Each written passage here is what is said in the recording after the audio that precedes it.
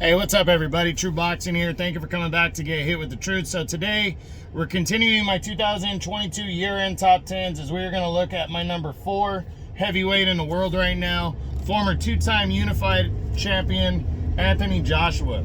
Joshua enters this year at number 4. He drops one spot from number 3. Believe it or not, Anthony Joshua is 33 years old now, so he is up there. He's no longer the young guy in the crowd. Overall, he's 24-3 with 22 knockouts, and he's currently the WBA and IBF's number 4 contender. So Joshua entered the year coming off the loss in 2021, where he lost the unified title to Alexander Usyk by convincing decision, but he had a mandatory rematch clause. He went and signed Robert Garcia to be his trainer, and he had a mandatory rematch, and it took a while to get the fight done. Finally, in August, 11 months after their first fight, these two would clash in the main event of a DAZN card.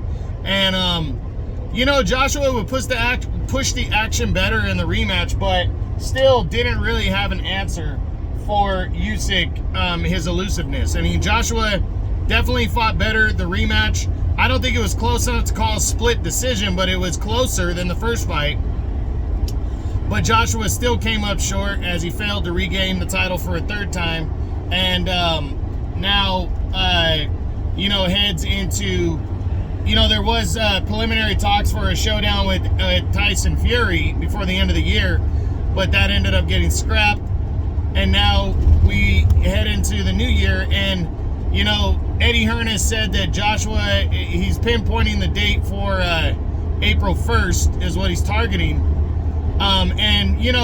Who is it going to be is the big question. And I personally feel it's a good chance that it's going to be Dillian Whyte in a rematch, because that was the talk surrounding Dillian Whyte and Jermaine Franklin's showdown in November, was that the winner would likely get Anthony Joshua. And it's an intriguing battle. It's a rematch from a 2016 bout where Joshua knocked out Whyte.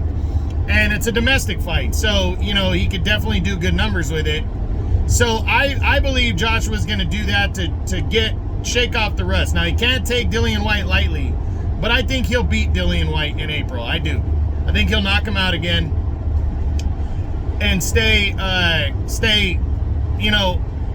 on the move towards something bigger. Now, that's the question. What will he do in the second half of the year? So I do think there's a chance for him to fight Tyson Fury for the, because I think Fury's going to beat Alexander Usyk for the undisputed title. So I do think there's a chance of that fight taking place, but I honestly am leaning towards the fact that I think all the mandatories are going to expect Fury to fight them. Fury's going to probably give up 2 to 3 belts, and he's probably going to hang on to the WBC belt for sure, and potentially go after Deontay Wilder for the winner of Deontay Wilder and Andy Ruiz Jr. That's really what I think Fury might do. And I think there still is a chance. I think there's somewhat of a chance, but I think the Joshua fight is probably the number 2 action. So yeah, I believe that's going to be what happens for Tyson, for Anthony Joshua. I think second half of the year, it could be Fury, but I'm going to say it's not going to be Fury. I'm going to say, I'm going to make a prediction and say it's going to be the winner of Wilder and Ruiz. So what does Joshua do? I think Joshua probably fights Daniel Dubois for the WBA title. I think Dubois is going to fight Michael Hunter, and then he'll be upgraded to WBA champion, and I think Joshua will try to cash in on that and take on Dubois for the WBA heavyweight title. Either that, or I could see him even going against Filip Hrgović for the IBF belt. But one way or the other, I do believe Joshua's going to get a crack at a title. I think whether it's Fury, Dubois, or Hrgović, I think Joshua's fighting 2 times this year. I think he's going to knock out Dillian Whyte in his first fight. And then I think there's a very good chance he takes on a world champion in his second fight as he tries to get back in the mix. I'm favoring that it's going to be either Daniel Dubois or Filip Hrgović. I think he beats Hrgović. Dubois is going to be tough, but I think he can beat Dubois too, and head into 2024 with a belt to set up a bigger fight, maybe with Tyson Fury then. So we'll see what happens, but that's it.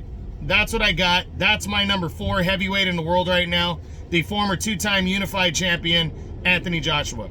I hope you guys enjoyed the video. If you did, smash the like button, leave a comment, subscribe to the channel. I appreciate any and all support. This is True Boxing. You've been hit with the truth.